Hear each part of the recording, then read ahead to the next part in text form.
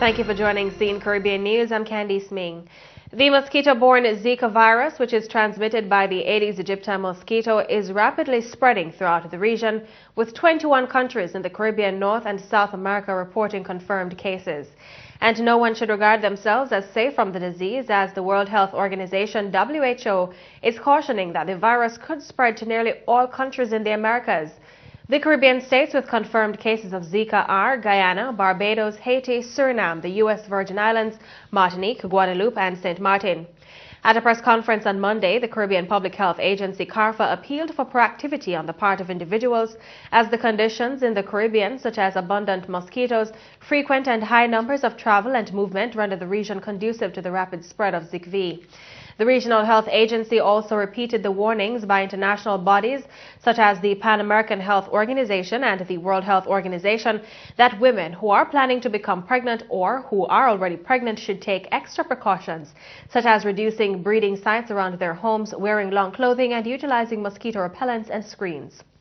Public health officials are so concerned about the possible link between the Zika virus microcephaly and Guillain-Barré syndrome, or GBS, in babies that countries such as Jamaica, Colombia, Ecuador, and El Salvador have appealed to women to delay getting pregnant until more information is ascertained about the virus and its impact on the fetus and newborns. Since October of last year, there have been 3,500 reported cases of microcephaly reported in Brazil. Medical experts say 80% of Zika virus infections do not result in symptoms. The symptoms, which are usually mild, include rashes, fever, conjunctivitis, muscle and joint pain lasting for 2 to 7 days. There is no vaccine or cure available for the Zika virus. Meanwhile, regional organizations are remaining vigilant to get ahead of the Zika virus.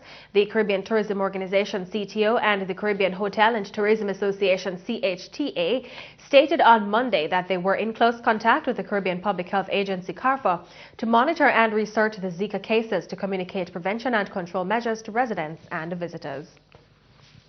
In news from Jamaica, it's still early days, but Police Commissioner Dr. Carl Williams is boasting that the force has managed to put a lid on crime since the start of the new year.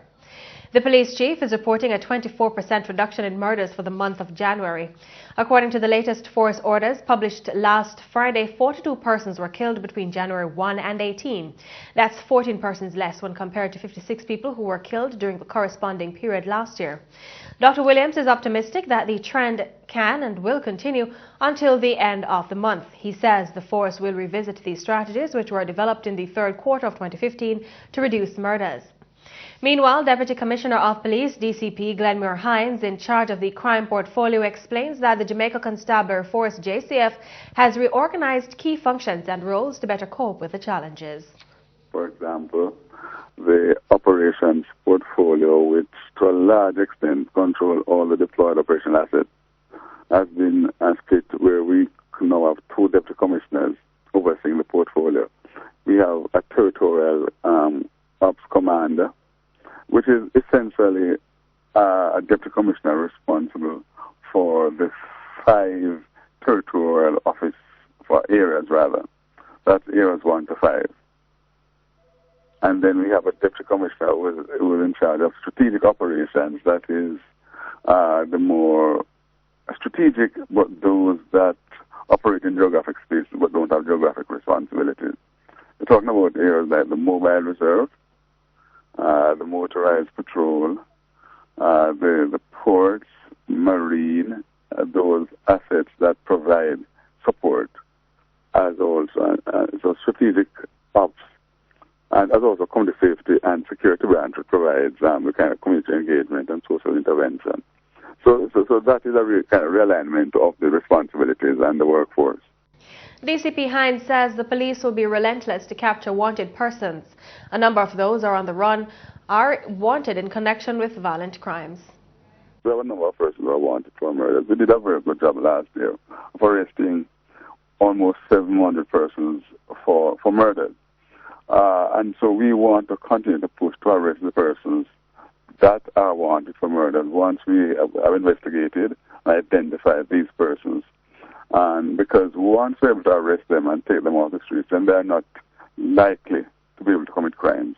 And this would, in fact, inure to a reduction in crime, because their ability to commit crimes. News now from Guyana. The government, with funding from the Inter-American Development Bank (IDB), launched a $15 million security initiative on Monday.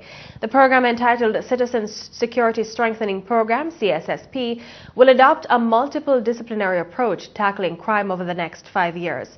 Key objectives of the project include growing the Guyana police force, rehabilitation and reintroduction of inmates into society, as well as police involvement in communities. In Trinidad and Tobago, the government has been given the go-ahead to resume proceedings into more than 40 criminal cases. On Monday, the UK-based Privy Council upheld a ruling that the government's repeal of the 2012 Section 34 Act was lawful. The controversial Section 34, or Administration of Justice Indictable Offences Act, allowed certain persons to apply for their cases to be dismissed if court proceedings had not begun after 10 years. The act came into effect on August 31, 2012 and was repealed less than 2 weeks later. Many of the persons who filed for Section 34 were accused in corruption cases such as the construction of the Payarco International Airport.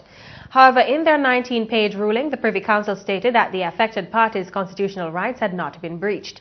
The document concludes that the persons who had applied for appeals will have their cases dismissed. Coming up, another delay for the Haitian presidential and legislative runoff slated for this past weekend.